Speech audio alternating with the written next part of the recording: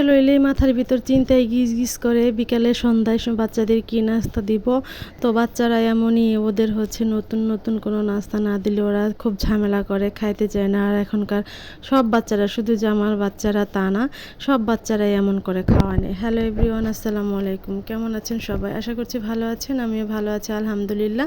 তো এখানে দেখতে পাচ্ছেন আমি একটা নাস্তা বানাচ্ছি। প্রথমে রুটি বেলে নিয়েছি, রুটি বেলে নিয়ে তারপরে হচ্ছে কিছু আলু আমি আগে থেকেই ভর্তা বানিয়ে রেখেছিলাম, কাঁচামরিচ পেঁয়াজ সব কিছু দিয়ে।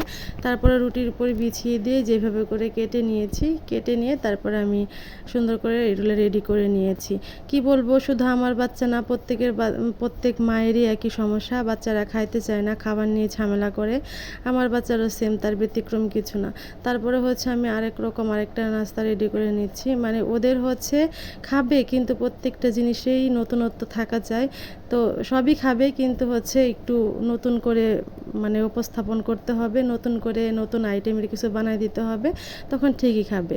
তো যে রেডি করে নিচ্ছি, তো সন্ধ্যার আগে দিয়েই আমার মাথার ভিতরে যন্ত্রণা শুরু হয়ে যায়, সন্ধ্যায় বাচ্চাদের কী নাস্তা দেব। তো এইটাই চিন্তা ভাবনা করে এক এক দিন এক এক রকম নাস্তা বানানোর চেষ্টা করি, সময় সুযোগ বুঝে যেভাবে পারি সেভাবে করে দিই। যখন দেখি যে আর কিছু পারতেছি না, তখন চট জলদি যেটা করা যায়, নুডলস। সব বাচ্চাদের তো নুডলস পছন্দ। তো যখন দেখি কিছু করতে ইচ্ছা করতেছে না, তখন কি করি, চট করে নুডলসটাই করে দিই। তো যেখানে আমি একটা ডিম ভেঙে নিচ্ছি, ডিমটা সুন্দর করে ফেটিয়ে নেব। তারপরে এই যে নাস্তাগুলো বানালাম, এগুলো হচ্ছে ডিমের মধ্যে ডিপ করে তারপরে হচ্ছে ফ্রাই প্যানে চুলায় ভেজে নিব মচমচে করে। তো উপরটা মচমচে থাকবে আর ভিতরটাতে তো আলু ভর্তা দেওয়া আছে, ভিতরটা নরম নরমই থাকবো।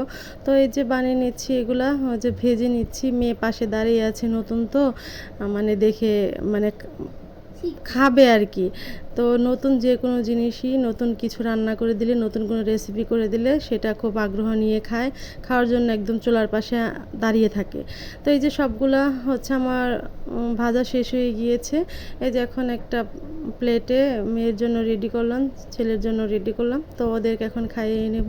তো পুরো ভিডিওটা কেমন লাগলো জানাবেন। ধন্যবাদ সবাইকে। আল্লাহ হাফেজ।